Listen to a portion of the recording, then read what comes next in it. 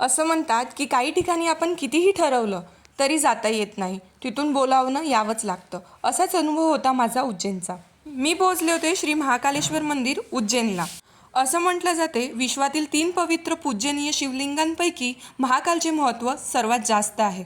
आकाशे तारकलिंगम पाताले हातकेश्रुम मृत्युलोक महाकालम सर्वलिंगम नमस्तुते. याचा अर्थ असा आहे की तारकलिंगम हे पृथ्वीच्या वर आहे, हातकेश्वर लिंगम पृथ्वीच्या खाली आहे, महाकाल हा संपूर्ण विश्वाचा जनक आहे. देव आणि धर्मांवरील आपली शाश्वत श्रद्धा महाकालला पृथ्वीच्या वरील सर्वोच्च देव मानण्याचा प्रमुख कारण आहे. असं म्हटलं जाते की शिवपुराणानुसार 12 ज्योतिर्लिंगांमध्ये महाकाल प्रसिद्ध आहे.